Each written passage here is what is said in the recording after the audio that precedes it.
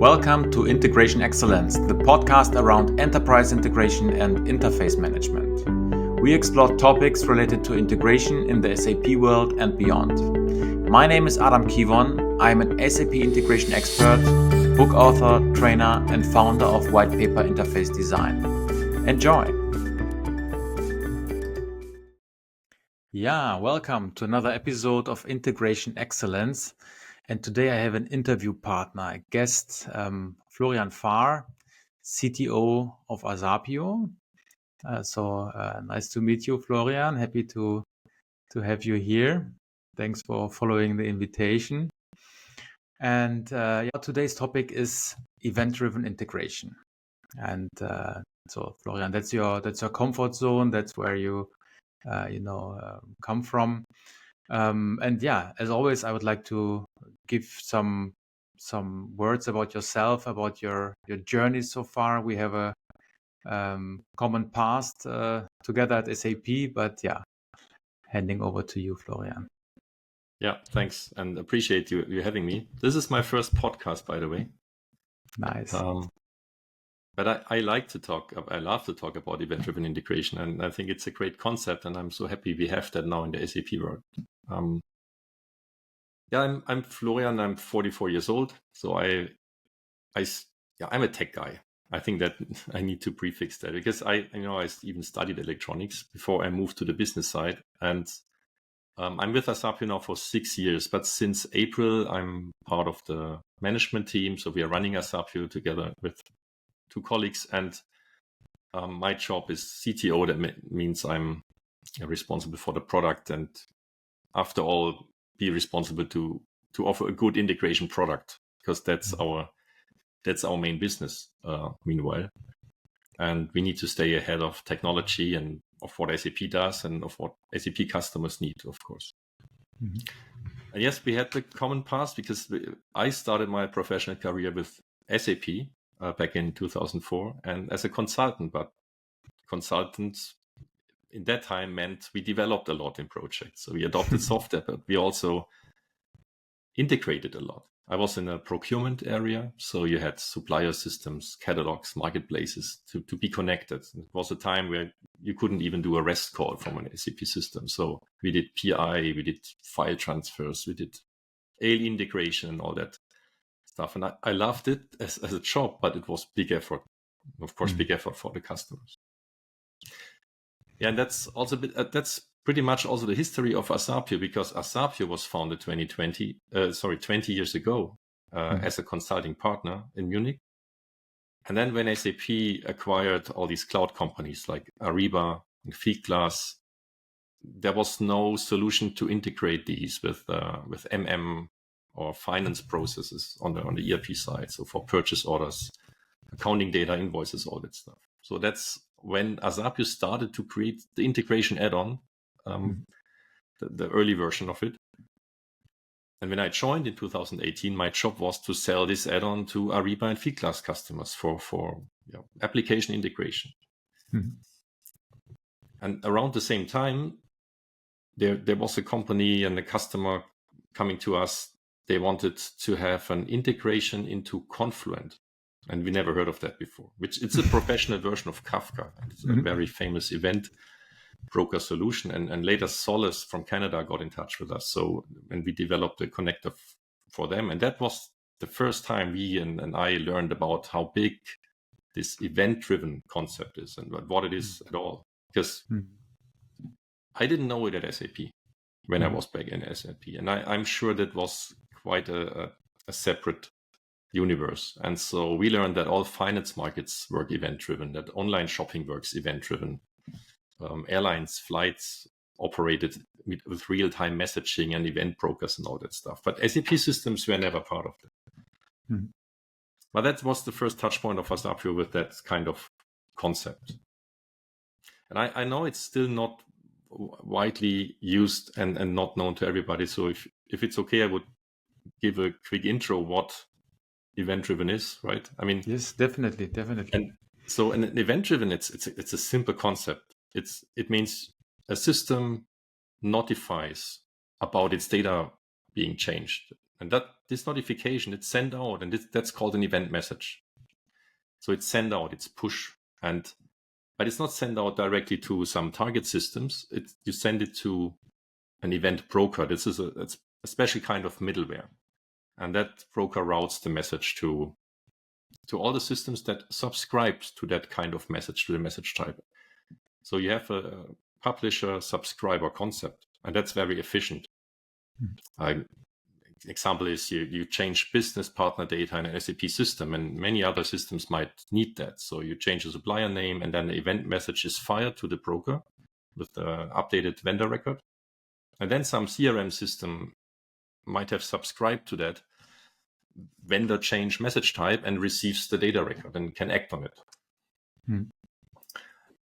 And all these publishers and subscribers, if you hook them up in today's complex IT landscapes, you create an event mesh, and that can work real time and is very efficient, because you only send the data when it's need to be sent. You only send data to the extent you need, only the fields in a usable way. So it's basically the opposite of API integration, even though of course you need APIs to do even event mesh. But it's definitely a different concept. And let's say, I still feel the need to explain why this is beneficial for SAP users, because you can integrate SAP systems through many means and middleware and stuff. But EDI, event-driven integration, is extremely fast. So you send out data in milliseconds. And if you compare that to having an API called in SAP system, that can take up to seconds if you think of the big old APIs or OData services. And all, it requires different work processes for each HTTP call and all that stuff. But it's not what you don't need that for EDI. The SAP system controls the load because it decides when the message is sent out. So maybe just to interrupt here, but so there are two big contrast programs to this, or two big alternatives. And I think batch-oriented distribution of data is the worst you can imagine, right? Still companies around who distribute a lot of data unnecessarily every day, like a full download and replication all the time, which is a terrible approach. And then the more modern approach, as you mentioned, would be querying data all the time, giving me give me all business partners that changed since last call or since yesterday. Always having this kind of overhead calls and pain for the backend, pain for the SAP system. And then eventing is really the proactive push of data out of the SAP system. I mean, I think we will never get rid of batch because there's business processes that require batch, like an interest calculation at the end of a month or whatever. There's processes that require. But when I present our solution, I think it's clear that we can easily mix batch and real time as long as it is event driven still, because that works together. And so, I mean. And I think it's very important that event messaging it's easier to consume on the other hand as well, because you don't need to handle API calls all the time, mapping structures, looking up fields, whatever, supplier IDs and all that stuff. So event messaging is very much about sending out consumable data, easy to read, easy to consume, especially not sending out all this complexity of old SAP data models, which you find there a lot, like 20 table joins and stuff. So that's and with that you have a very nice separation of, let's say, responsibilities. So there's a sending system that's responsible for good data to be sent out, and then the consuming systems, they need to take care, they need to map that to their own data structures. And so you don't create this bottleneck on the middleware side where you need like this perfect harmonized data that everybody can read. You distribute that, you separate that between the sender and the receiver, and that works very well in the corporate side, I think, because corporate IT is usually in silos, and so that also resonates a lot with especially the big SAP customers. So Okay, but there are two main concepts of eventing, right? I mean, if I'm not mistaken, there is a pure notification event that, something happened. You don't really Right. tell what happened, but, just something happened, like the business partner changed or the invoice got created or something like this, without sending details about it, just the information that something happened. And then there is the, let's say, data event that contains all the changes, maybe even the full record, maybe even the full business object, um, in a very, let's say, generalized manner, that, you don't really know who is consuming what. So you are sending basically out the entire object, right? And then you have to trust that, whatever is required for the receivers is in there.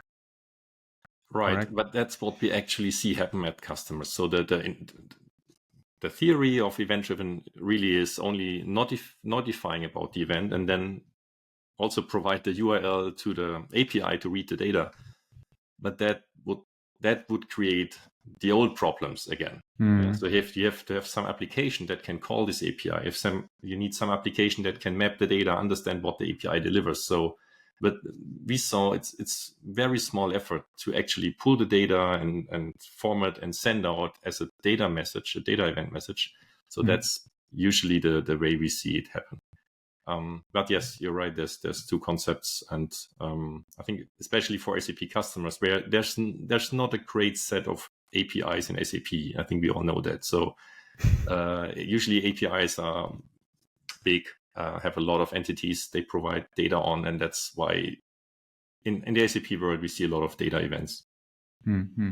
Yeah, makes sense. I mean, performing all the callbacks to the APIs, also produces a lot of traffic again towards the SAP system, Right. and that doesn't really help blocking all the work processes and all this stuff. All right. So, and then when it comes to the design of the message, when it comes to, what kind of fields do we have to add to the object, what kind of, structure does it have to have? This is a rather flexible approach, or is it something you are guiding the customers to say, look, this is what we recommend, or this is a typical good representation of each object, or is it really up to the customer to define it? Yeah, that's what we see. Like customers specifying the domains responsible for the data, specifying what data should be sent out. And usually we saw it's not that big of an effort. It's also not something they need to align with a lot of other line of businesses, because if the sales department is in charge for creating sales orders, they define what's sent out, what's of relevance for other departments. And that's something they find very easy to do compared to if you think of the master data governance products SAP used to have, where it was very hard to get everybody in a company on it, to define on what is the perfect set of material master, what kind of fields. So that never worked out. But for event driven, it's not even an issue, because if you have a consumer coming in that needs more data, then you create another message type, another version of that, and just send it as well. I mean, it's very flexible. It uses versioning usually on the message, and it's not it's not requiring new APIs or new communication channel. You use an event mesh. It's already there. You just send another message type in, and that's what works. And so that's how we and I think I need to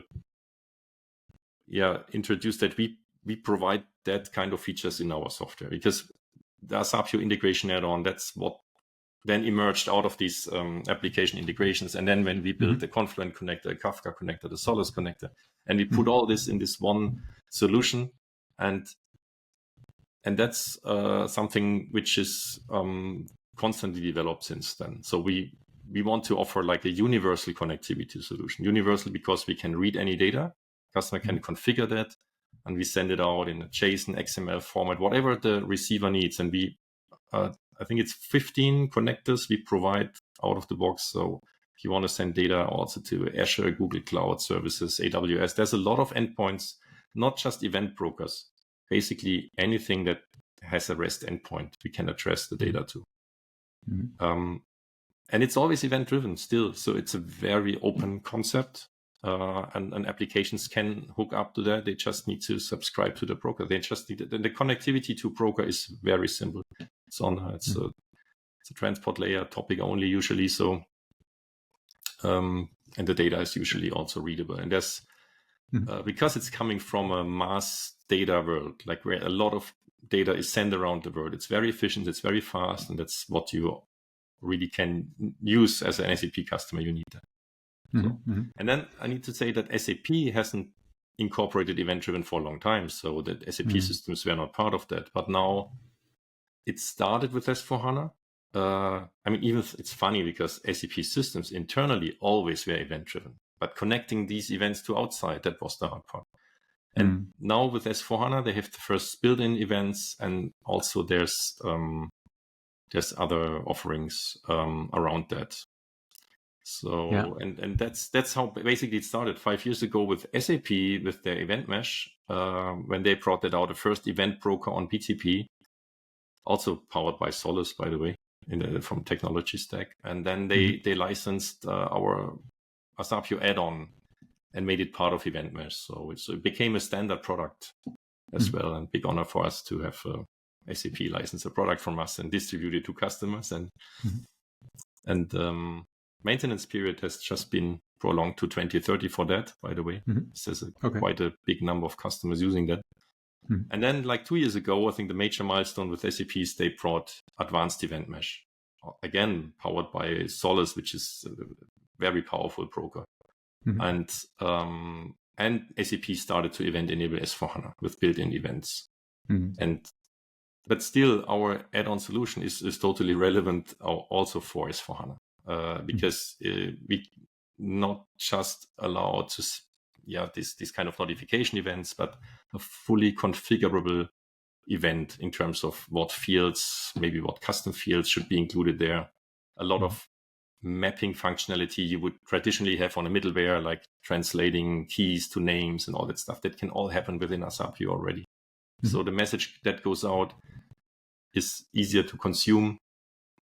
And also you can switch over each interface in ASAPIO to be a batch load interface. So you can deregister from the event linkage. And so we listen to all these changes, we collect them, but we only send them out based on a scheduled job or on a threshold value. Like let's say every 1,000 accounting object changes, I want to inform the broker. You can mix that between real time and batch load. And that's something also which is totally required in the SAP world. You have this kind of initial loads and then delta loads, and you can replace that with event-driven very well. Yeah. So we want to be the convenience solution. Like, of course, you can develop that and you can create such topics with middleware products in between and stuff. But we want to be the convenience solution, like the universal API SAP doesn't have, but event-driven. So that's key. That's nice. That's very cool. I mean, when we think about S4 again, I mean, and looking at api.sap.com, you know, the big what is the name again? I don't remember, but the portal, let's say, where all the APIs can be looked up, where you know everything, and also meanwhile the events being published from S4HANA. So just to make sure, the events are notification events by default, right? The standard there's ones. Also data events now, but in terms of customizability, that's not codeless, and our solution is a codeless approach. Also, we are not restricted to where these events go to, because the SAP events go to BTP only. And so our solution is open. We have connectors to, like I said, most of the hyperscaler services, and we see a lot of that mixed. You know, there's not just SAP. There's a lot of also Microsoft integration going on. There's many use cases which are very easy to solve if you can have a configurable event, and that's what our add-on is good for. And then again, mixing that with batch load mechanisms. And also we provide an inbound channel in case you have application integration that needs to channel data back into SAP. Mhm. That's also only possible with our add-on at the moment. Mhm. Okay, like consuming directly from a queue, from a Solid queue, for example. Usually these brokers then provide the data to some webhook that then does the call to the SAP system, because SAP systems not really understand streaming protocols and then what you would need for that. We are working on that to provide that with Kafka. But at the moment, it needs something in between. But that works well, like we did Microsoft Teams integration, where we send out event-driven send out purchase requisitions for approval in the Microsoft Teams channel, and then just get the message back and book that in the SAP system. So there's a lot of bidirectional topics coming up. But most customers, I would say, are still involved in getting data out for analytics, for application integration, and for all the nice things they want to do, probably outside SAP. Cool. Nice. And I recently read that also SAP now went into event enablement again to like enrich AIF a little bit in order to make this also a bit more comfortable to, I think, map and transform towards data events. Is this something you can correlate with your offering? Yeah, I get a lot of questions around that. Yes, IF. I mean, IF is an API development framework. It's around for a couple of years, and now it recently got a connector for advanced event mesh, which still means you need to custom code the event linkage, the data collection, the payload collection, and all that stuff. So it's not a codeless feature, and that's the differentiation to us. And there's other approaches, like we get it with database replication, CDC tools. So that's another like a competing approach. But I'd say you can replicate databases for decades. It always was fast and cheap, but it never helped the case with the complex SAP data. So, and the dependencies and the joins. So the event-driven has an object-oriented concept. You're sending out a sales order. I'm not sending out table VBAP or something. And that's the difference. And now we just recently released integration into Microsoft Fabric, which is like the data layer for all the analytics solutions on the Microsoft platform. And there we even go further and provide full pre-configured objects, because the outside world of SAP, they don't want to hassle with the table names and all that stuff. So they are, and that's something, of course, you can't do with IAF on that level. But of course, you can always, I mean, like we did. So our tool is developed in ABAP, which is still a great language to develop software efficiently. So that's everybody could do that, but I mean, we do it for 10 years, and that's why a lot of features went into that already. It's all custom requirement created, and that's why I said we want to be the convenient solution. There's harder ways, of course. Don't argue that. It's really great, and I've also seen it in action, and I think the adoption is very good, and customers like it. I think many like it also because in the old ECC world, where there is no alternative, either you program it yourself, the event linkages and the change pointers and everything, or user exits, everything you want to do, you have to build it yourself, if you have the knowledge, or you just get for free, right? I mean, the add-on for the ECC, the NetWeaver add-on, comes for free as long as you connect to the standard event mesh of SAP. For the event mesh, right. It's a simplified version of the add-on. Doesn't have all the features, but yes, if you want to have a look into that, we also offer free trials for the other product versions. So, and now, but because recently this is coming more and more to us, is SAP pushes a lot for cloud ERP, and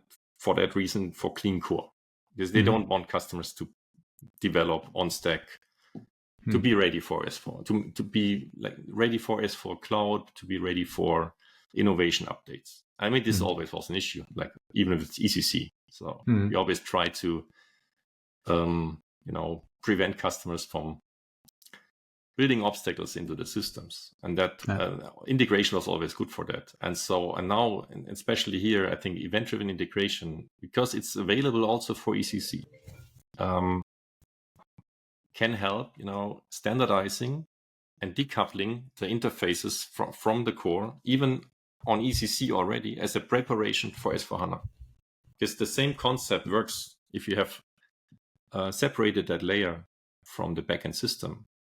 The sales order message you send out from ECC, the sales order message you send out from S4HANA, they can look the same. The underlying technology will change. So one is read from a CDS view, the other one is read from the classic tables, but you can change that configuration within ASAPIO then. So we also promote that event-driven integration for clean core approaches to, especially for the customers that you might have and we have, which have some have thousands of PI interfaces, and also the PI PO, let's say replacement or deprecation by SAP is also a driver for customers to look what kind of integration concept architecture do we need. And it's not just one.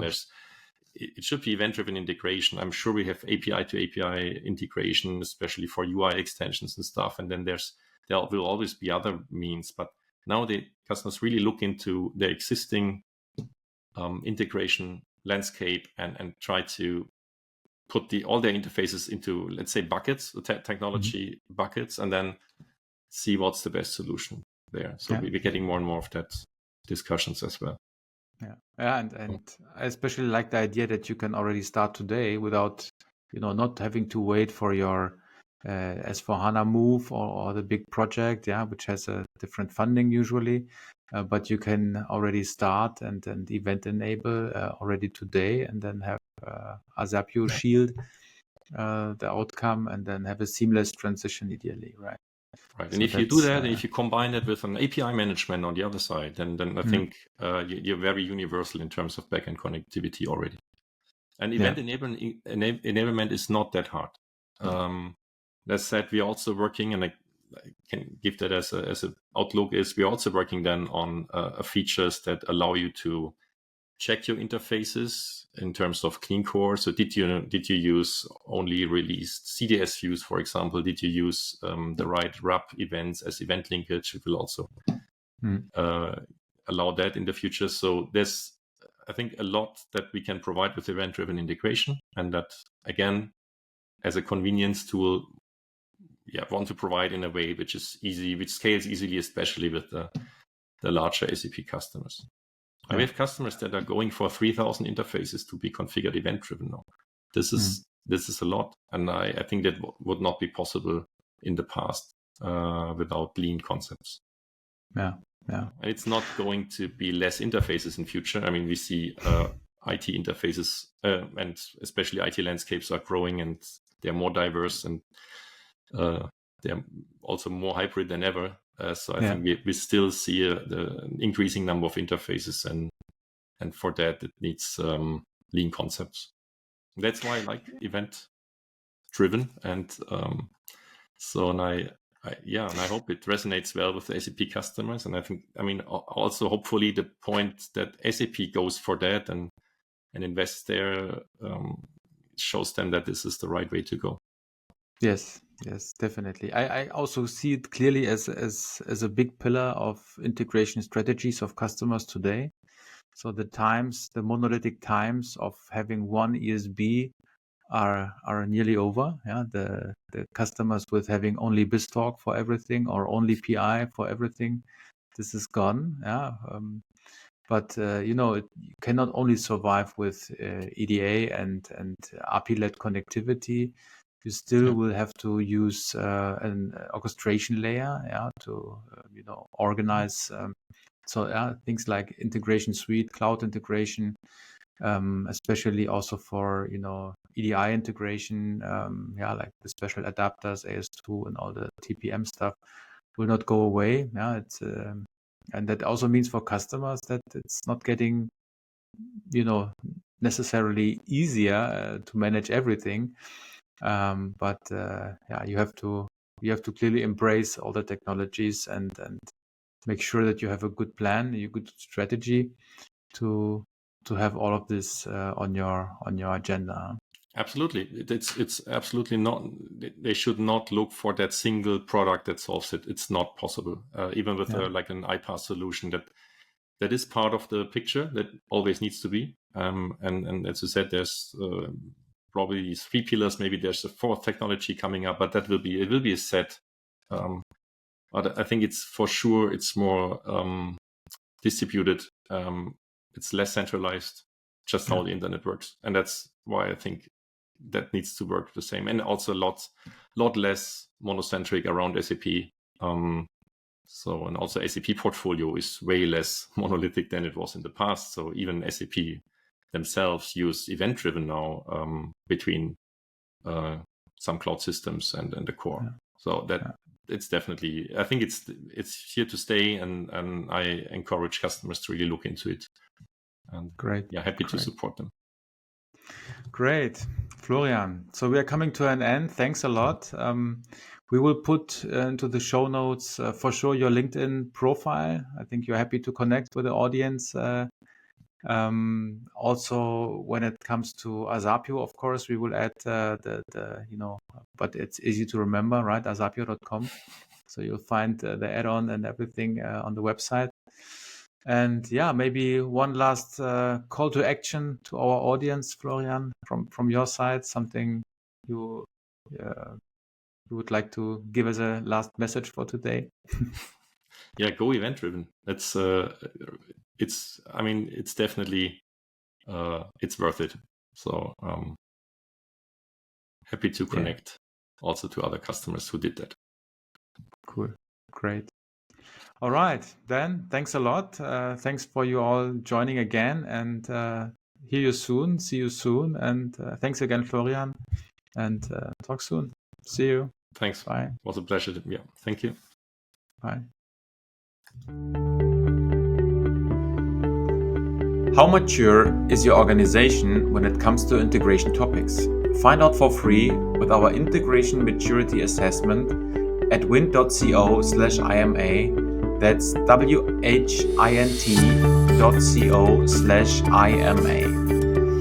In case you want to take control of your integration landscape to increase transparency and automate your integration quality processes, please schedule a call at wint.co/contact. If you enjoyed the content, please like and subscribe to our podcast. See you next time.